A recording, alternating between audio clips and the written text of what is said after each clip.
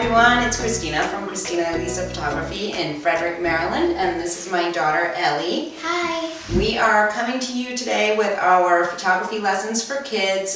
Today is a little bit more of a technical one because we've been getting some questions on that. And we are talking about aperture. Aperture is the setting on your camera that it has to do with light. The main settings all have to do with light on your camera, but this one decides how open or closed your lens is. So we actually have an old lens here, which is really cool to look at.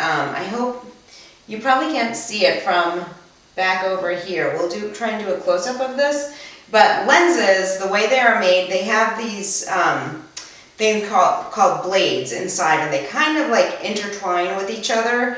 And if it's open, like, I don't know if you can see my hand back here, I have it wide open, so that is a wide aperture, which actually means a smaller number. So the smaller the number that you have your aperture set up at, the bigger the hole that's letting light in your lens. So I am going to kind of start closing this down slowly to get to a very small aperture, which means a big number. And these numbers, they may not make sense.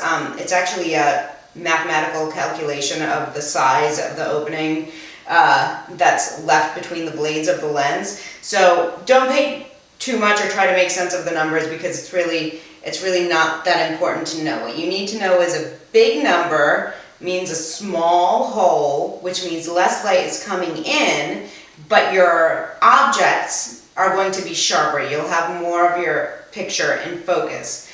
A small number means a wide aperture, which means the lens is open really wide, and that's letting a lot more light in, but you're going to have less of your image in focus. So you really have to pay attention to what you're focusing on when you have a wide aperture. And Ellie has a way of thinking of it that is really good with as far as how much light is coming in. How do you like to think of it? I think of it as squinting. Mm-hmm. You kind of don't get as much light in, but you're like focusing on it better. And you said something about the sun too, right? The sun? You squint your eyes when it's really sunny? Yeah, so Ellie likes to think of it as when it's sunny out, she squints her eyes because that kind of blocks some of the light, and that's a good way to think of it as far as what your lens is doing in a relationship to the light from the beginning. So I'm sorry, we lost our train of thought there for a minute and had to come back and compose ourselves. But anyway, what we will do is list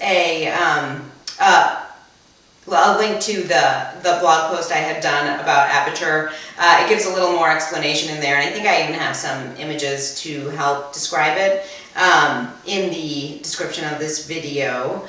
And also we're going to try and see, I'll do it again, I'm not sure how much you can see over here of the kind of how much light is coming in to the lens changing as I change this from a smaller to a higher aperture number, or wider to, I guess, smaller and tighter. It's good to think of it kind of like we were saying as your eyes. If you've got too much light going on, you tend to squint your eyes, or maybe if you can't see something far away, you squint your eyes so it's more in focus for you. That's kind of what the camera does. And in contrast to that, if you've ever had your eyes dilated where, you know, your pupils get really huge, things kind of, we've seen that happen with Ellie's little brother, things kind of go blurry. You can't see quite as well because just so much light is coming in at once. So anyway, we will be talking a little more about all the settings that have to do with light, and that will lead us into the exposure triangle. We'll do a video on that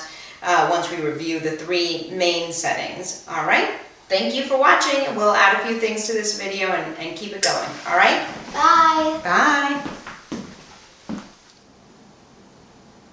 Okay, so we decided to come over to a window to try and show you the light coming through on the lens a little bit better. I am going to have my lens set to a very wide aperture right now, and Ellie is behind the camera and she's helping me figure out if I'm in focus or not. So hopefully we can get okay pictures for you. So with this lens, I can do this because there's an aperture ring on it. A lot of modern lenses, you can't really do it because the aperture is controlled from the camera. So this was for a very old, probably maybe 30-year-old camera, where the lens controlled the aperture. So my aperture right now is at 2.8, which is a small number, very wide open.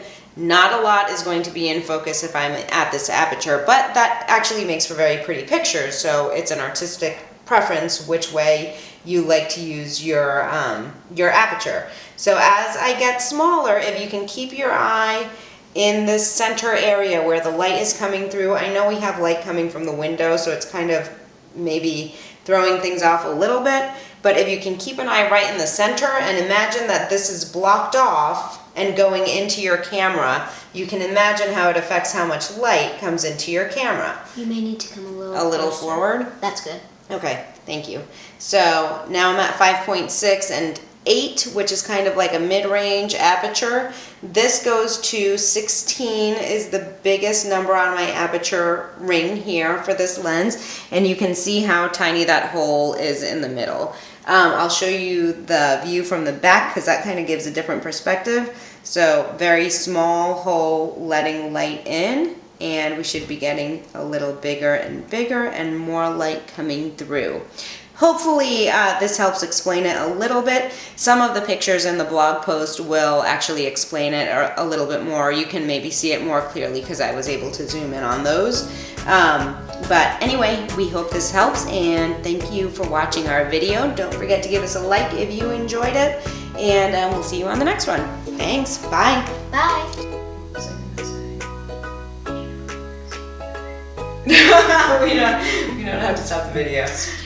We have to stop the video. We're going to be here soon. Calm down, please. Sorry. I totally lost my train of thought. I'll stop it. Looks like laughing at us.